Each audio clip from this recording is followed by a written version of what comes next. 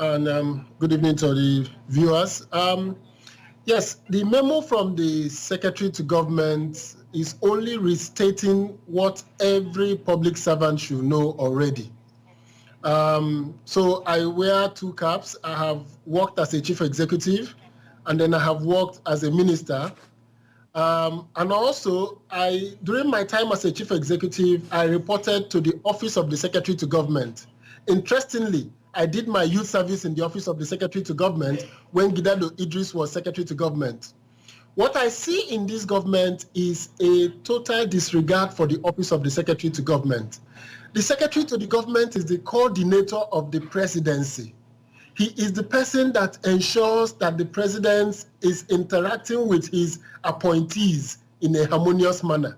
He is an important person in government. And I think that what has happened is that the Office of the Chief of Staff to the President and other people close to the President have whittled down the powers of the Secretary to Government. So ministers now go on issues of appointments directly to the President to get appointments. So what the SGF has done is to restate what is already the rule.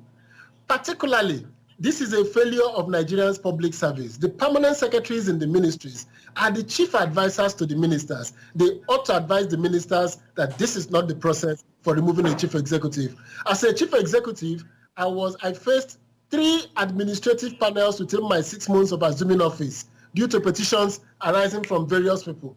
And each of the panels was followed, the process was followed, memos written to the president then, Yaradua, clearing me from all the allegations in the petition. And I subsequently faced so many other panels throughout my tenure as a chief executive, because it is the course of government to always investigate, to give fair hearing to the other side. But what has happened is that the executive lawlessness that has been introduced by this government in the removal of the Chief Justice of Nigeria, Justice Onogen, without referring to the NJC, appointing a chief judge without going to the NJC, has emboldened the ministers to begin to act as emperors of the manor. So I think that what has happened is that the tone set that service chiefs who have reached their mandatory retirement age are allowed to keep operating as service chiefs, that people who are rejected by the National Assembly are continue to be in their acting capacity. This goes to show you that a culture of disregard for process has become established. And what you are seeing today from the ministers is the inevitable outcome of a consistent refusal to abide by the rules of the game.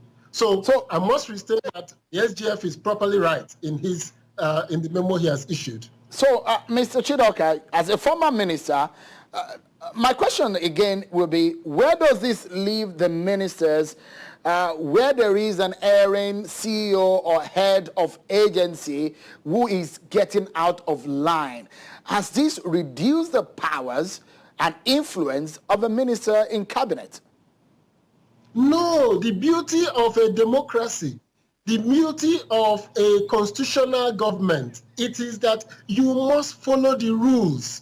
So a chief of every appointee of the president, including heads of agencies, are appointees of the president. They are not appointed by the ministers.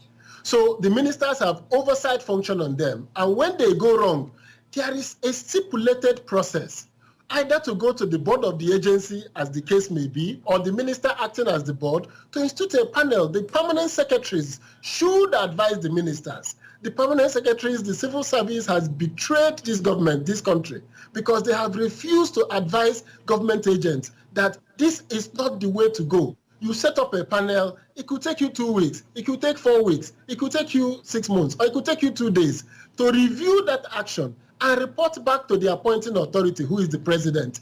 It doesn't bring down the power of the minister.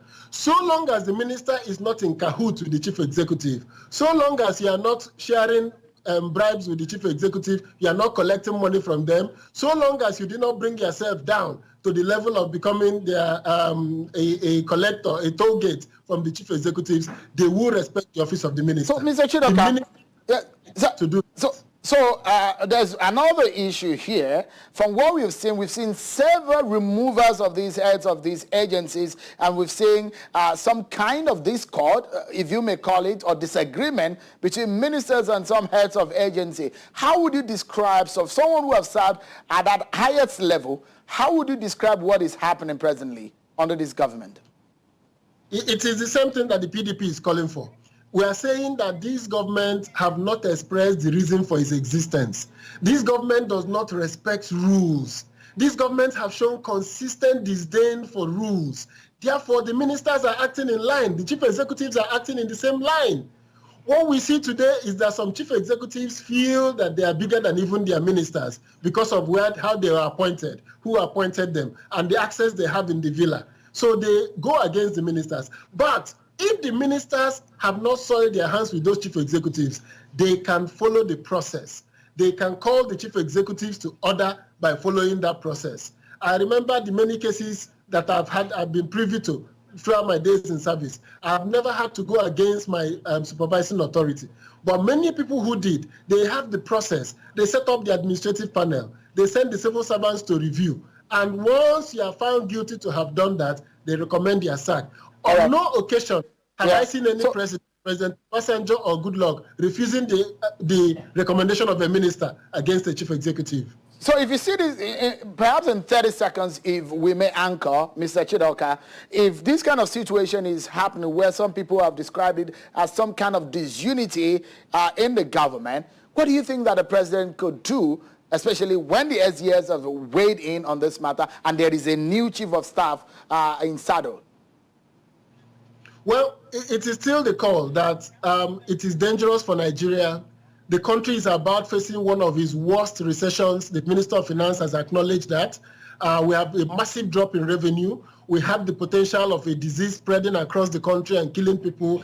There is no time for disunity in the cabinet. So if this cabinet cannot get in line with the ethos of modern governance, if this cabinet cannot work in line with our constitution, with lines with laid down rules and procedure, I think the time for the president to dissolve this cabinet and appoint a cabinet that has respect for rules by himself, starting to respect the rules. All right.